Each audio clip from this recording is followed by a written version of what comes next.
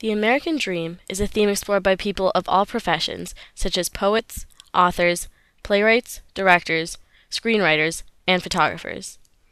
In my project, I explored how the American Dream has evolved through photography over the past 100 years. In the 1930s, the American Dream was one that focused on the economy. People believed if they worked hard enough and earned enough money, they could buy nice things and keep the Depression from ever reoccurring. The Depression was a devastating time where people lost everything, such as their cars, their houses, their clothes, and their jobs. Once it was over, men worked extremely hard to get jobs and earn money for their families so that they could provide them with everything that they had not had during the Depression. They had food, they had clothes, and they bought new things such as TVs and cars and other such things. A popular term was called keeping up with the Joneses. When people saw that their neighbors had something new, such as a new TV set, they automatically went out and bought one. Everyone wanted to be equal, and everyone wanted to have the same amount of nice things and keep the economy stimulated so that the Depression would stay in the past and would never happen again. In the 1960s, the dream evolved to focus more on human rights. The entire country was invested in the civil rights movement. People believed that if they worked hard enough and gained enough support, they could successfully make the phrase, "all men are created equal," into a reality. One of the most prominent people at this time was Dr. Martin Luther King, Jr. In his famous speech, "I Have a Dream," he fully assesses the American dream and talks about how every person in the country deserves equal rights.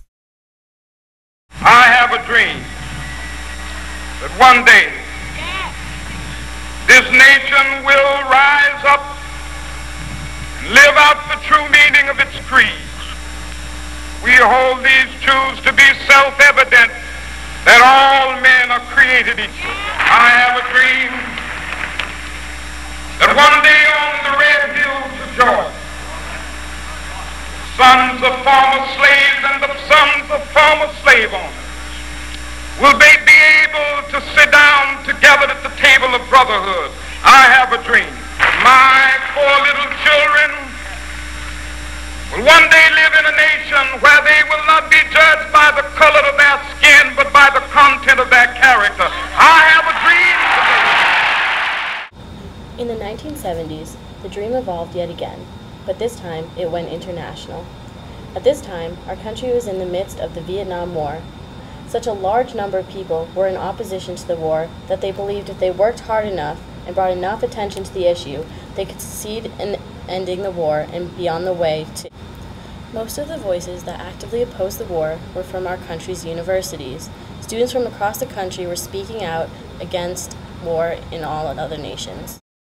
People all over the country saw what they were doing and started to take notice and get involved as well.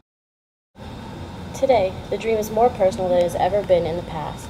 Today, people strive for what society views as perfection. People all across the U.S. believe if they work hard enough to be what society deems as perfect, they will be accepted and ultimately be happy. Society tells girls all across our country that they need to be thin to be pretty. Magazines, TV shows, movies, online, everything is about being thin and being pretty. Sometimes girls think that all they can do to attain perfection is to not eat, starve themselves, and hurt themselves in the process.